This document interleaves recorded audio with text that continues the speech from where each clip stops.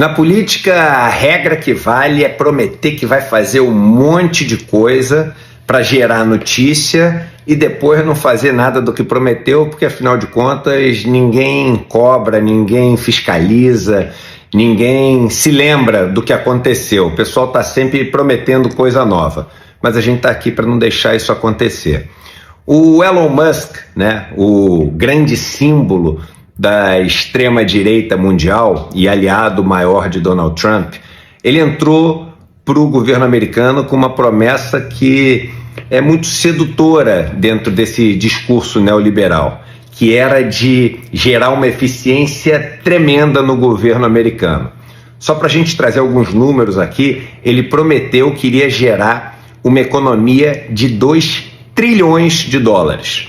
Isso é quase 1/3 do orçamento público federal americano.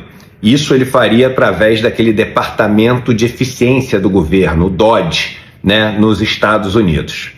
Ele saiu, né, há pouco tempo do DOGE, porque, enfim, foi um desastre a passagem dele por lá. É óbvio que ele aproveitou para criar todos ali os contatos, conexões e tentáculos necessários para manter a sua influência e todas as suas empresas, mas ninguém fala sobre o que efetivamente dos 2 trilhões de dólares que ele prometeu, ele conseguiu fazer.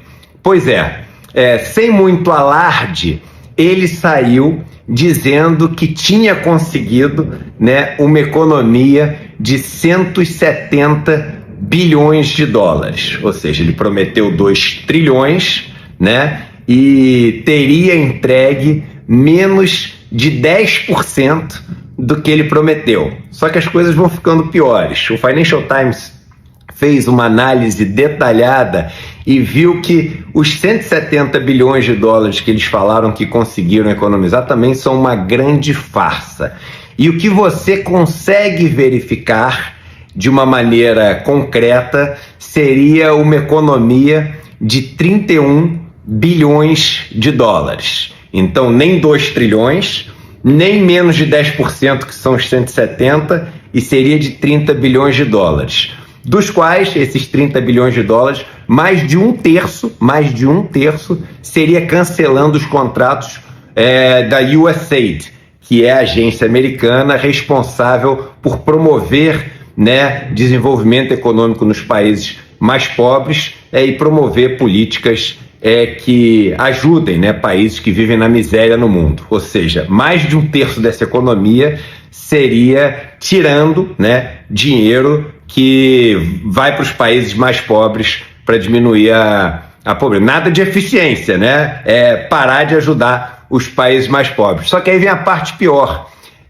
Olhando com uma lupa maior ainda, quase 40% desses contratos que geram a economia de 31 bilhões de dólares também não podem ser verificados de uma maneira que comprovem essa economia que resulta nos 31 bilhões de dólares. Então a gente está falando, né, de uma economia estimada de em torno de 1% daquela que foi prometida.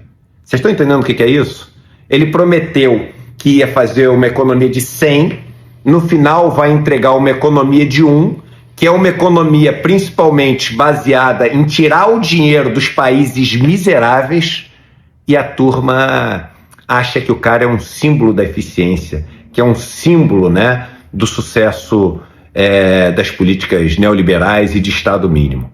É tudo uma farsa. E sempre que a gente põe a lupa, a gente vê isso.